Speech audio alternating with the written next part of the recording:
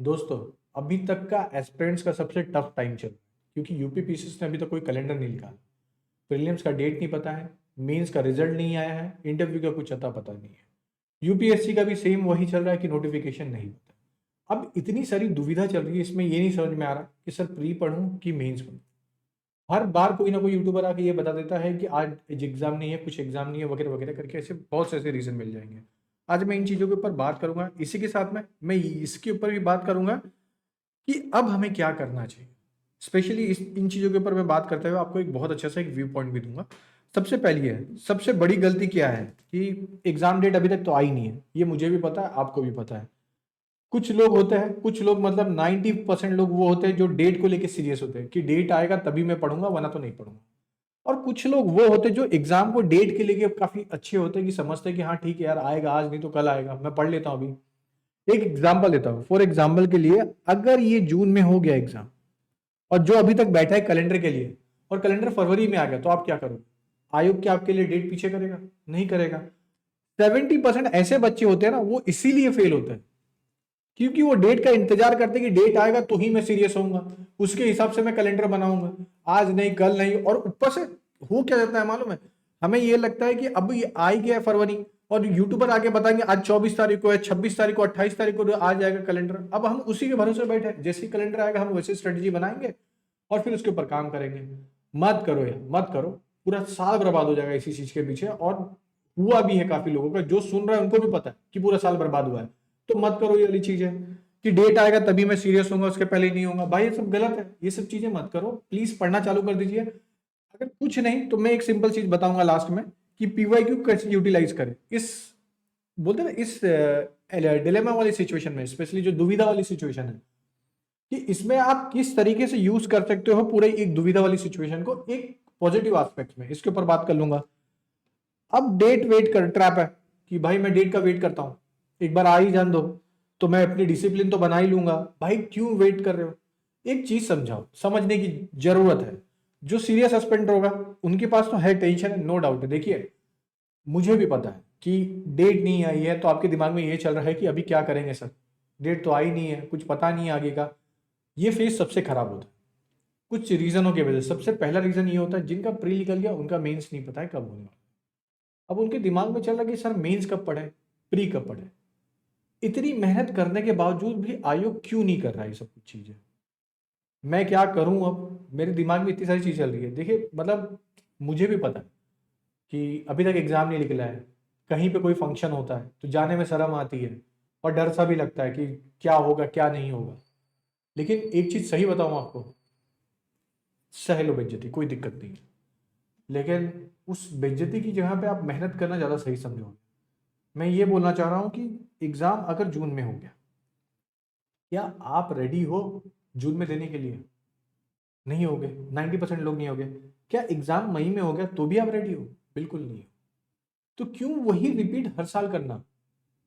हो सकता है भगवान ने अभी आपको मौका दिया होगा कि आप पढ़ लीजिए, अच्छे से पढ़ के जाइए, इस बार एग्ज़ाम निकले। स्पेशली मैं उनके ऊपर बात कर रहा हूँ जो रिपीटर है, जिन्होंने एग्ज़ाम ऑलरेडी दिया है 102 बार। अब उनको पता है कि मुझे क्या क्या चीज़ें करनी चाहिए, तो करिए।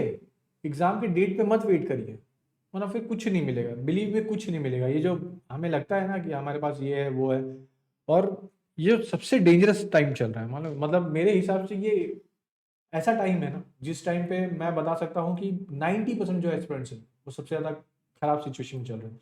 कुछ लोग अपनी ज़मीन बेच के आए होंगे प्रयागराज पढ़ने के लिए, कुछ लोगों का अलग होगा, कुछ लोग यूपीएससी यूपीपीसी दोनों फोकस कर रहे थे। तो कुछ लोग ने ये सोचा था इस बार मैं यूपीएससी दे के निकाल लूंगा, लेकिन वो भी नहीं हो पा रहा है। अब ये इतनी बड़ी दुविधा आ गई है ना कि हमें नहीं समझ में आ रहा है कि हमें क्या और करनी चाहिए। नो डाउट है, ये सिचुएशन ही आपको एक वर्दी एस्पिरेंट्स बनाती है, एक आईएएस ऑफिसर भी बनाती है। बिलीव मी, अगर आप जिस दिन एग्जाम ये निकाल लोगे ना, आप ये सब दिन याद रखो। और यही मोमेंट होता है जब कोई नहीं पढ़ रहा है तब आप पढ़ रहे हो, और यही एक ये मोमेंट होता है जहां से आपका एग्जाम निकलना डील होता है या क्रैक होने की सबसे ज्यादा उम्मीद होती है। तो प्लीज जितनी जल्दी हो सके पढ़ने बैठ जाइए।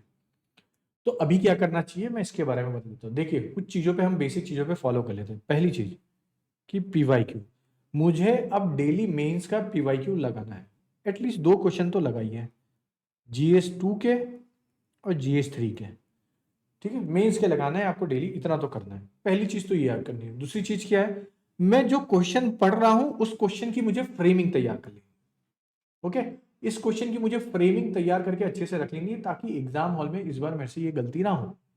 तो प्लीज जितनी जल्दी हो सकता है उसकी फ्रेमिंग तैयार करना चालू कर दीजिए। तीसरी चीज, मैं पीवाईक्यू अब प्रीलिम्स की भी कर लूंगा।